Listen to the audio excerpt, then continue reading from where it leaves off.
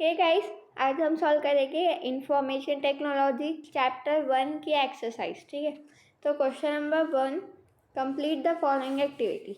First, DOS। यहाँ पे हमें DOS का फुल फॉर्म बताना है, तो disk operating system. Tick the appropriate box. Internet is a dash network connecting millions of computer. तो इंटरनेट क्या है? ग्लोबल नेटवर्क है, तो ग्लोबल नेटवर्क। थर्ड, USB का फुल फॉर्म यूनिवर्सल सीरियल बस, यूनिवर्सल। ठीक है, और यहाँ पे फिफ्थ देखो सैन दिया है, वो सैन नहीं एक्चुअली मैन है। ठीक है, MAN, और इसका फुल फॉर्म है मेट्रोपॉलिटन एरिया नेटवर्क। ठीक है।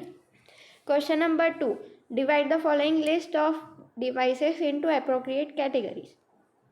यहाँ पे इनपुट डिवाइस और आउटपुट डिवाइस को हमें अलग अलग लिखना है। तो आउटपुट डिवाइस कौन कौन से? मॉनिटर, प्रिंटर और स्पीकर आउटपुट डिवाइस है। ठीक है, बाकी बचे 3 इनपुट डिवाइसेस है। Fourth, tick the appropriate box. Who am I, ये कमांड किस लिए यूज होता है? Print the name of current user, इसके लिए। तो ये है एप्रोप्रिएट बॉक्स। फिर question number 3, complete the tree diagram.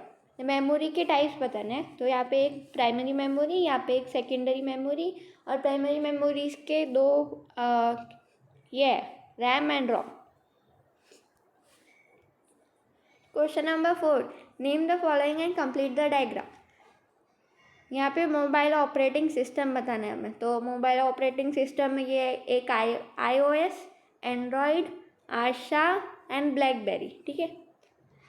Question number 5, complete the following with Linux commands with their users. Commands PWD, ये किस लिए यूज होता है? प्रेजेंट वर्किंग डायरेक्टरी के लिए। और LIS, prints list of directory. ठीक है। Question number 7, complete the following long forms. यहाँ पे LAN का फुल फॉर्म क्या है? Local area network. GUI का ग्राफिकल यूजर इंटरफेरेंस, और OSS का ओपन सोर्स सॉफ्टवेयर। ठीक है। अब क्वेश्चन नंबर 6 बचा है। Complete the list of following protocols. यहाँ पे हमें इंटरनेट प्रोटोकॉल्स बताने हैं। तो इंटरनेट प्रोटोकॉल्स तो बहुत सारे हैं। ये POP3, IPAFP, IMAP, DHCP, FTP, file transfer protocol, HTTP, hyper text transfer protocol, SMTP, बहुत सारे, आप जो लिखना लिख सकते। Question number 9, what is data and information, give examples of data and information. तो ये इसका आंसर पेज नंबर 3 पे। Data is a raw fact, आप थोड़ा खुद के मर्जी से भी लिख सकते हो। डाटा क्या है? एक रॉ फैक्ट है जो कि कैरेक्टर, टेक्स्ट और वर्ड नंबर्स में भी हो सकता है। ठीक है। और इंफॉर्मेशन क्या है? Information is data formed in a manner that allows it to be utilised by human beings in some significant way. ठीक है, तो ये है दोनों की डेफिनेशंस और एग्जांपल्स। ये example of data, example of information. ये डाटा देखो कैसे भी अरेंज्ड है, और इंफॉर्मेशन एक सिस्टमैटिक वे से अरेंज्ड है। फिर क्वेश्चन नंबर 2 क्या है? Explain functional units of computer system. Functional units of computer system क्या है?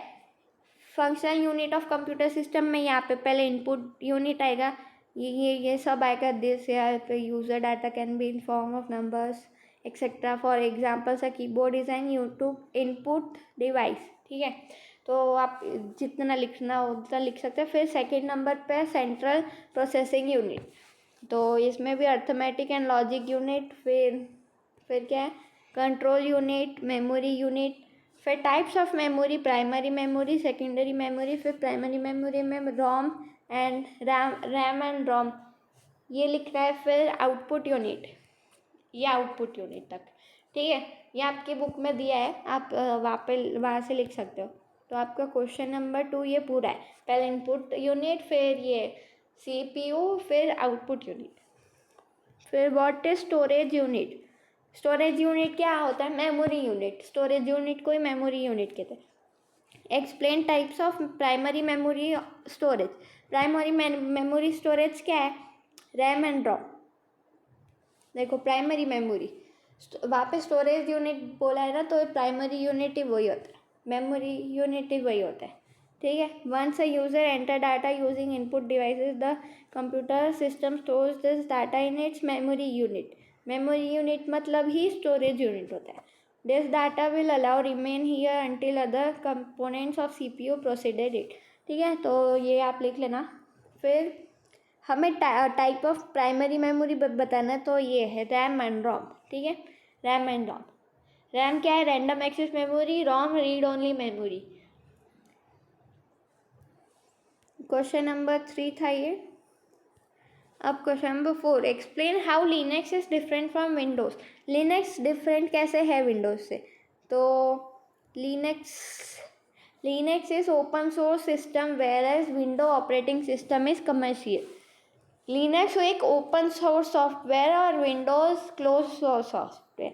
Linux has access to source code and alters the code as per users need, where as window does not access to source code, ठीक है। Linux distribution don't collect users data. Linux users के data collect नहीं करता, but Windows collects all the users details which lead to privacy concerns, ठीक है। As the software is open to public, it consistently updates, improves and expands as more people can work on its improvement. Linux open source है तो वो हमेशा update होता रहता है। Question number 5, write down the difference between LAN, MAN and वन। ये आपके बुक में ही है, ये देखो। Local area network, wide area network और मेट्रोपॉलिटन एरिया नेटवर्क। ये मेट्रोपॉलिटन एरिया नेटवर्क। तो बस 2-3 पॉइंट लिख देना सबके तीनों के। क्या है लैन? क्या है? लैन कवर स्मॉलर जियोग्राफिकल एरिया। और ये क्या है? Is a computer network that expands over a large geographical area. ये ज़्यादा कवर करता है एरिया और लैन कम करता है area cover. LAN is easy to setup.